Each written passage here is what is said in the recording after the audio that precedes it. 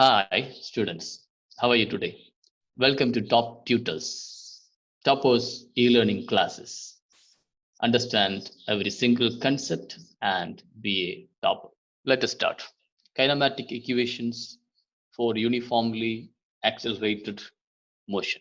For uniformly accelerated motion, we can derive some simple equations. You know what is uniformly accelerated motion? Change in velocity is uniform in equal interval of time. Acceleration is constant, that is uniform acceleration. So acceleration due to gravity is a uniform acceleration. So in uniform accelerated motion, we can derive some simple equations. First one, velocity time relation. We will call it as first equation of motion, that is v equal to u plus at. Second one, position time relation.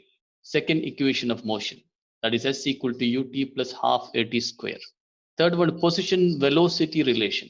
Third equation of motion, that is v square equal to u square plus 2as, or v square minus u square equal to as. These equations are called kinematic equations for uniformly accelerated motion. So first equation, we have velocity, time and acceleration. So we are calling it as velocity time relation. Second one, we have displacement and velocity, time, acceleration circle. So we can call it as position time relation. Third one, there is no time. There is velocities, acceleration, and displacement. So we can call it as position velocity relation. In these relations, u is initial velocity, starting velocity. If it is starting from rest, it will be 0. V is final velocity. T is the time. A is uniform acceleration. S is displacement in time t, distance traveled in straight line. Now, derive velocity time relation of kinematic equations, that is V equal to U plus at. That is first equation of motion. Consider a body having initial velocity u. Suppose it is subjected to a uniform acceleration a, so that after time t, its final velocity becomes v. See, we have a straight line at time equal to 0. Our body is moving with a starting velocity is u. After a time t, its velocity is subjected to uniform acceleration. So velocity changes. If acceleration is positive, the velocity increases. If it is negative, velocity decreases. In the case of retardation, deceleration. At the time, velocity we can denote by v, small v. From the definition of acceleration, we know that. What is acceleration? Acceleration is change in velocity by time taken. Rate of change of velocity. Change in velocity by time taken. That is final velocity minus initial velocity by time taken. Final velocity minus initial velocity by time taken. So we can write acceleration a equal to final velocity v minus initial velocity u by t, right? A equal to v minus u by t. Now take this t to left side. A t equal to v minus u. Now take u to the side. So we will get v equal to u plus at. That is the first equation of motion. Now derive position time relation of kinematic equation. That is s equal to ut plus half at square. Second equation of motion. Let us derive. Consider a body having initial velocity u.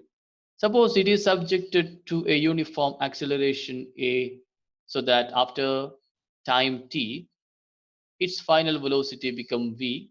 Let the distance traveled by the body in this time be s. So we have a straight road moving towards right. When the time equal to 0, objects start moving, or it is moving, already moving, but at that time when we started to observe, our stopwatch started. At the time, what is the velocity? That is u. So if the starting from rest, it will be 0. Otherwise, denoted by u. After time t, its velocity is v, final velocity. So in this time duration, what the distance they traveled? This distance we can denote it by s, displacement.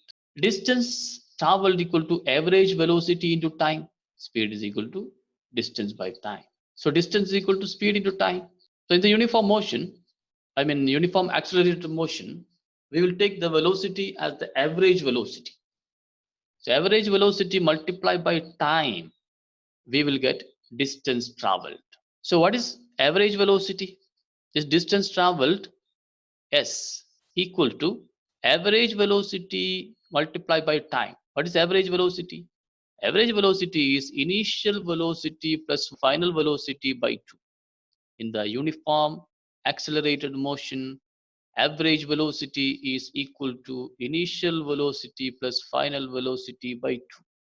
So we can write s equal to u plus v by 2 into t. This v we are going to replace with our previous equation, first equation of motion, that is v equal to u plus at. So we can write u plus v all multiplied by t, all divided by 2, correct? So this v we are going to displace with u plus at. So we will get u plus, instead of v we'll put u plus at, this one u plus at. So we can write s equal to u plus u is 2u. That 2u multiplied by this t is 2ut plus 80 into t is 80 square, all divided by 2. So we can write 2ut s equal to 2ut by 2 plus 80 square by 2. So this 2 and 2 get cancelled. So we end up with s equal to ut plus 80 square by 2, that is half 80 square. So we can write s equal to ut plus half 80 square.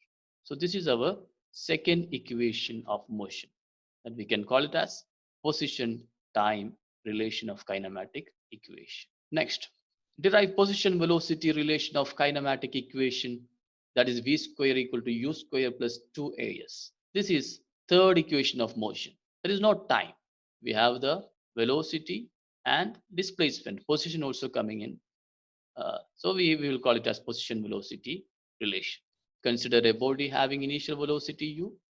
Suppose it is subjected to a uniform acceleration a, so that after time t, its final velocity becomes v. Let the distance traveled by this time period by the body is s. We have a straight line directed towards right, and the object is start moving from the rest, or it is already going with the initial velocity u at time equal to 0, and that when the time is t, its velocity is v, fine, and the distance traveled in this time period, this distance, that we can call it as s. As we mentioned before, distance traveled equal to average velocity into time. Average velocity equal to initial velocity plus final velocity divided by 2. So we can write s equal to u plus v by 2 into time. Now we are going to replace this t. We know v final velocity minus initial velocity, change in velocity by time equal to acceleration. So if you want to make time as subject, to bring acceleration to this side, and we are going to make t as the subject. So t will be what? Take t to that side and bring a to this side. So change in velocity v minus u, final velocity minus initial velocity divided by acceleration will give you time. So instead of time, we can substitute this v minus u by a. So this s equal to v plus u by t, we are writing as it is. Instead of time, we are writing v minus u by a. This v minus u by a. Since time equal to v minus u by a, change in velocity by acceleration. Now, this 2 into a is 2a as the common denominator, and numerator is v plus u into v minus u. We know a plus b into a minus b equal to a square minus b square. So v plus u into v minus u, we can write v square minus u square. Now take 2a to other side. So if you take 2a to other side, what will happen? V square minus u square will become 2as. So v square minus u square equal to 2as. That is the third equation of motion. Or the same thing, we can write it as v square equal to, take u negative u square to the right side, so it will become positive u square plus 2as. So we got the third equation of motion, that is v square equal to u square plus 2as. The same equation we can derive using another way. So third equation of motion, we are substituting time formula in second equation of motion. So time is v minus u by a. So by substituting t equal to v minus u by a in second equation of motion, that is s equal to ut plus half at square, then also we can derive third equation of motion. S equal to ut plus half at square. That is our second equation of motion. So S equal to u we are writing as it is. Instead of t, we can write this t, we can write it as v minus u by a, because we know t equal to v minus u by a. So instead of t, we can write it as v minus u by a plus half a. Instead of this t, we can write v minus u by a whole square. Now multiply this u with v, you will get uv. U with minus u will get a minus u square, all divided by a, plus 2 into a square. This square, when we are giving to this one, v minus u whole square by a square, and 2 into a is 2a square, and the numerator we will get a into v minus u whole square. What is v minus u whole square? V minus u whole square is v square minus 2vu by u square. We know a minus b whole square equal to a square minus 2ab plus b square. So instead of this v minus u whole square, we can write v square plus u square minus 2uv. uv minus u square by a we are writing as it is. Here this a and 1a get cancelled. So in the denominator we have 2a. In the numerator we have v square plus u square minus 2uv. Now these two fractions we can make a single fraction, right, by finding the LCM. What is the LCM? A and 2a, the LCM is 2a. Make this fraction their denominator 2. So we are multiplying a by 2, and this numerator we can multiply by 2. So this fraction and this fraction, the denominator is 2a. We can write it as common denominator, that is 2a.